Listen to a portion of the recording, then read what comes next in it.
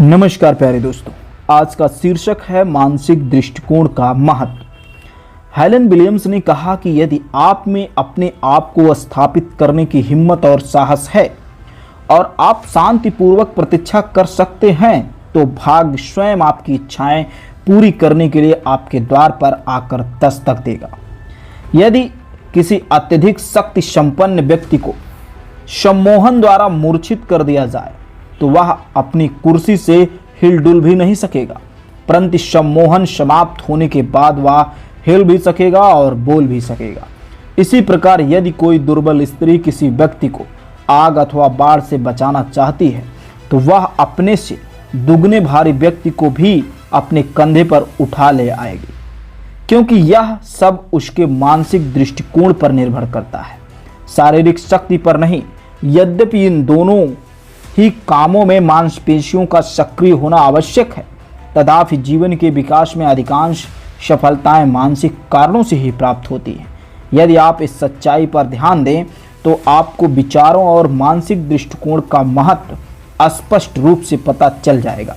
युद्ध का मैदान हो या फिर व्यापार धंधा, जिन व्यक्तियों ने भी विजय प्राप्त की है उसके पीछे उनका मानसिक दृष्टिकोण ही काम कर रहा प्रतीत होगा। कार्य करते समय मन में केवल यही भावना व्याप्त रही होगी कि मैं अपनी पूरी शक्ति से लोगों के दिलों पर ये अंकित कर देता। सफलता प्राप्त के लिए ठीक ढंग से सोचना ही सर्वाधिक महत्वपूर्ण होता है। अतः युवकों, उठो और इस सत्य को साक्षात्कार करो। आप उस परम पिता के पुत्र हैं और उसके भीतर महान कार्य करने अपूर्व शक्ति का अपार भंडार छिपा हुआ है। इस सत्य को भली भांति समझ लीजिए कि आपका जन्म ही सफलता प्राप्त के लिए हुआ है। आपको इस धरती पर जिसने भेजा है वो परमात्मा भी ऐसा ही चाहता है कि आप असफल ना रह जाएं।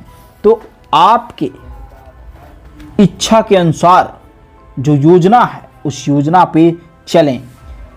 यह तो उसके प्रति विश्वासघात होगा, उसका अपमान होगा, उसका तिरस्कार होगा, लेकिन यदि आपने यह तथ्य समझ लिया तो आपके जीवन में एक ऐसी क्रांति उत्पन्न होगी कि आपके अधिकांश दुख और कष्ट तुरंत नष्ट हो जाएंगे। जब आप यह सोचने लगते हैं कि आपकी शक्तियां सीमित हैं तो आपका लक्ष्य प्राप्त करने की शक्ति कम हो जाती है। जिन लोगों के मन में ये विचार करके वो अपनी परिस्थितियों से घिरे हुए हैं उनसे बाहर नहीं निकल सकते तथा उनके शिकार हैं, वो व्यक्ति दुखी है, उनके विचारों ने उनके लक्ष्य प्राप्त करने की शक्ति को नष्ट नहीं किया तो कम अवश्य कर दिया, यानी कि उनके विचार को कार्य रूप देने की योग्यता भी नष्ट हो जाती है। इसीलिए उन्हें अपने जीवन में असफलताओं का सामना करना पड़ता है और निर्धनता में जीवन बिताना पड़ता है। यह सोचकर तो आश्चर्य और करुणा से दिल भर आता है कि अधिकांश लोग दुर्भाग्य को स्वयं ही बुलावा देते हैं। वास्तव में उन्होंने स्वयं को दुर्बल मान लिया होता है।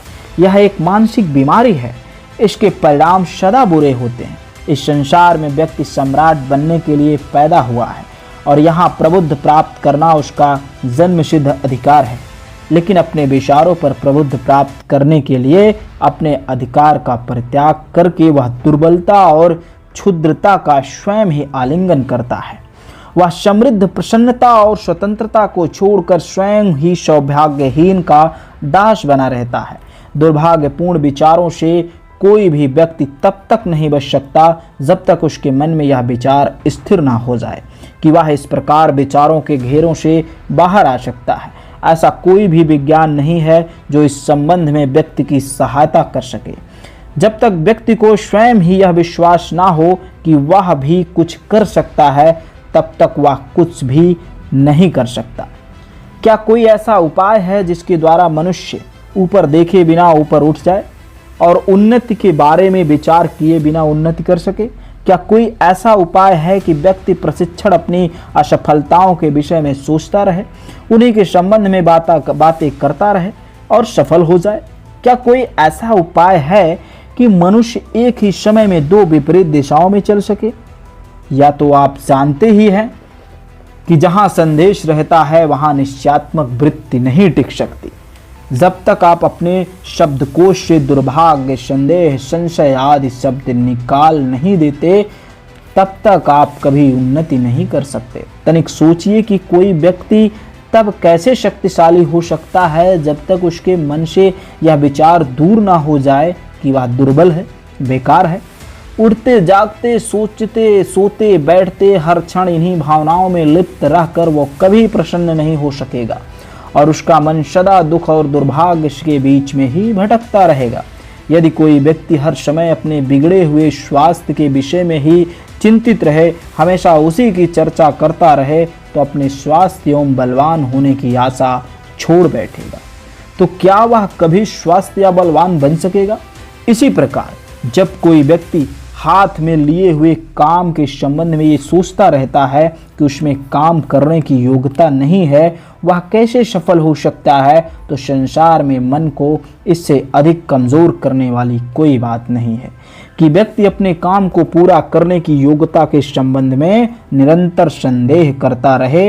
ऐसा करके वह अपनी दुर्बलता को स्वीकार कर लेता है। अधिकांश व्यक्तियों को असफल होने का कारण यही है कि वे जिस कार्य को अपने हाथ में लेते हैं, प्रारंभ से ही उसके प्रति अपनी योग्यता पे संदेह करने लगते हैं। काम प्रारंभ करने से पहले ही उनके मन में संदेह घुस जाता है। यह बात ठीक वैसी है जैसे कोई व्यक्ति स्वयं ही अपने घर में ऐसे शत्रु को बुलाकर बिठा लेता है जिससे इसके अतिरिक्त और किसी बात की संभावना नहीं की जाती है। संदेह सफलता रूपी परिवार का शत्रु है। यदि आपने उसे अपने घर में घुसने दिया और उसे खदेड़कर बाहर नहीं किया, तो वो धीरे धीरे अपने अन्य साथियों को भी आपके घर में ले आएगा, जिनमें मुख्य आलस्य, आराम। ये आराम और आलस्य तब तक व्यक्ति के घर में बने रहते हैं जब तक उसकी सारी महत्वाकांक्षाएं पूर्णतः नष्ट हो जाती है, क्योंकि उसकी समृद्धि और सफलता की इच्छा उस समय व्यर्थ हो जाती है जब आप आराम और आलस्य को अपने घर में स्थान देते हैं। ये दोनों शत्रु आपकी सारी ऊर्जा को नष्ट कर देते हैं, जिसके कारण सफलता प्राप्त करने की आपकी सारी शक्ति नष्ट हो जाती है और आपके कदम असफलता की ओर बढ़ने लगते हैं। इस तथ्य को आप इस प्रकार समझ लीजिए कि ज्यों ही आप अपने मन में दुर्बलता को स्थान देते हैं, आप अपनी पराजय को स्वीकार कर लेते हैं और उसी समय समाप्त हो जाते हैं। जिस व्यक्ति ने संघर्ष करना छोड़ दिया, उस व्यक्ति ने सफलता की आशा नहीं की। यदि संसार में कोई दयनीय है तो केवल वह व्यक्ति जिसने हार मान ली, जो सब कुछ छोड़कर बैठ गया, जो कहता है कि वह कुछ नहीं कर सकता, जो ये मानता है कि दुनिया उसके विरुद्ध है तथा भाग्य उसका साथ नहीं दे रहा है। यदि आपने अपने मन में यह विचार स्वीकार कर लिया कि आप नीचे हैं, आप नीच हैं, तो आप ऊपर नहीं उठ सकते।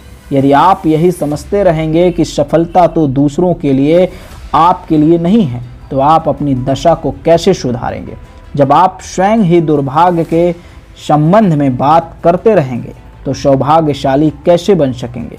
यदि आप सदा यही सोचते रहेंगे कि आप तो दीन, दुखी और दयनीय हैं, तो आप सदा ऐसे ही बने रहेंगे, क्योंकि जब तक आप अपने विचारों से ऊपर ना उठ पाएंगे तब तक आप दीन, हीन, दुखी और दयनीय ही बने रहेंगे। यदि आपका अपने संबंध में यही विश्वास है कि आप कभी प्रसन्न नहीं रह सकते, सदा ही भाग्यहीन, दुखी और दयनीय रहेंगे, तो सचमुच आप वैसे ही बने रहेंगे। संसार में कोई ऐसी दवा, जड़ी बूटी अथवा साधन नहीं जो आपको इस हालत से बाहर निकाल सके। जब तक आपके विचार नहीं बदलेंगे, आपकी स्थिति कैसे बदल सकती है? विचारों में परिवर्तन होने से ही आपकी स्थिति में परिवर्तन आएगा। यह बात इतनी ही सत्य है जितना सूर्य का प्रकाश एवं वर्षा की फुहार पाकर कलियों का खिलखिलाना फूल बन जाता है। यह कोई गुप्त रहस्य नहीं है, या तो एक वैज्ञानिक तथ्य है। जो व्यक्ति महान कार्य करते हैं उनकी संकल्प शक्ति निर्माणात्मक होती है, ध्वंसात्मक नहीं होती। उन्हें अपनी आत्मा और योग्यता में इतना दृढ़ विश्वास होता है कि कोई भी विरोधी बात उनके पास फटकती तक नहीं। वे जिस काम को भी करने का दृढ़ निश्चय कर लेते हैं, उसे पूरा करके ही छोड़ते हैं। भले ही दुनिया उनके बारे में यह कहती रहे कि उनके दिमाग में फुतूर समझाया गया है या उन्हें पागल अथवा बेवकूफ़ करार दे दे, परंतु आज की समृद्ध समीक्षा उन्हीं व्यक्तियों के कर्मों का फल है।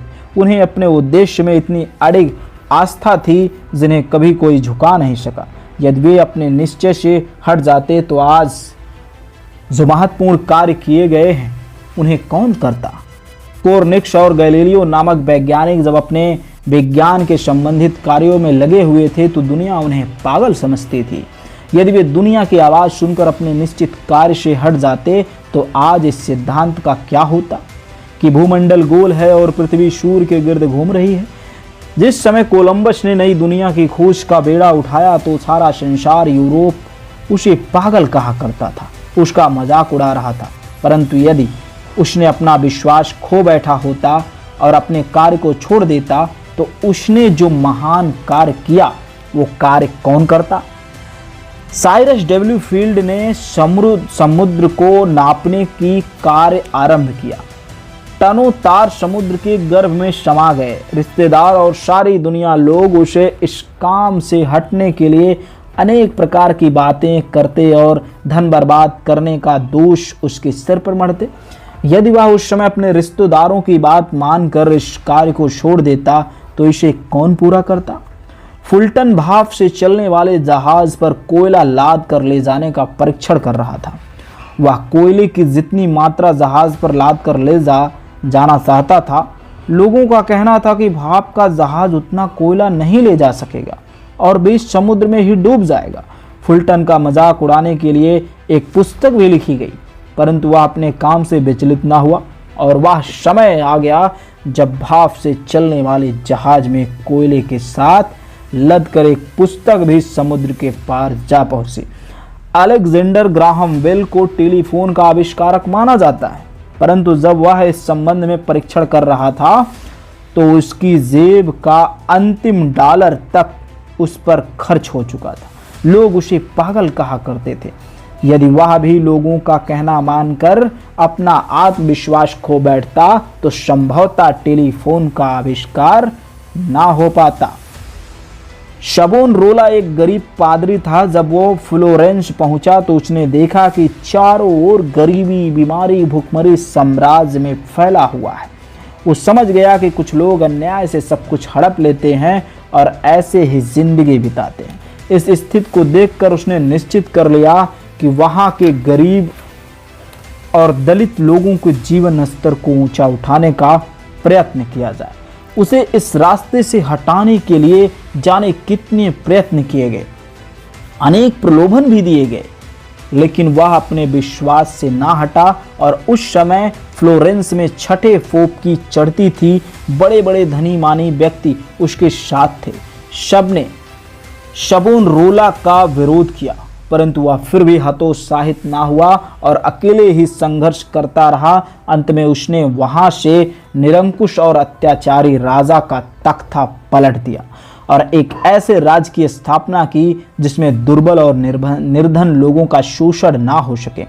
ईसाई पादरियों और पोप साम्राज्य ने उसे गद्दार ठहराकर उस पर अनेक अत्याचार किए। वो शहीद हो गया, परंतु अंत तक अपने आदर्शों से नहीं गिरा। आत्मविश्वास और आत्मा की आवाज़ का एक उदाहरण वुल्फ भी है। संसद की एक समिति ने उसे कनाडा जाने का शिष्टमंडल का नेता चुना और उससे पूछा कि क्या वह उस युद्ध को समाप्त कर सकता है। तो उसने म्यान से अपनी तलवार निकाल ली और नंगी तलवार घुमाता हुआ उस कमरे के चारों ओर घूमने लगा। फिर उसने मेज पर जोर से एक मुक्का मारा और ऐसे अभिमान का प्रदर्शन किया जिससे सीमित यानी कि समिति के जो सदस्य उनकी निंदा करने लगा। परंतु अपने इसी दृढ़ आत्मविश्वास के बल पर इवक वुल्फ ने अब्राहक के मैदान में फ्रेंच फौजों को आगे बढ़ने से रोक दिया और विजय की। नेपोलियन, बिस्मार्क, विक्टर ह्यूगो तथा अन्य अनेक महान व्यक्तियों का आपने इतना दृढ़ विश्वास था जिसे देखकर लोग उनका विरोध करने लगते और अनेक बार उनका मजाक भी उड़ाते, परंतु उसको ये पता होना चाहिए कि यह एक ऐसा महान गुण है जो किसी भी कार्य सिद्ध के लिए आवश्यक है। अपने दृढ़ विश्वास के कारण ही उन व्यक्तियों को सामान्य शक्ति 4 गुना बढ़ जाती है। यदि उन व्यक्तियों में आत्मविश्वास की शक्ति ना होती तो नेपोलियन किस प्रकार इतनी विजय प्राप्त करता। तो आज की कहानी में आपने क्या समझा, कमेंट बॉक्स में ज़रूर बताएं।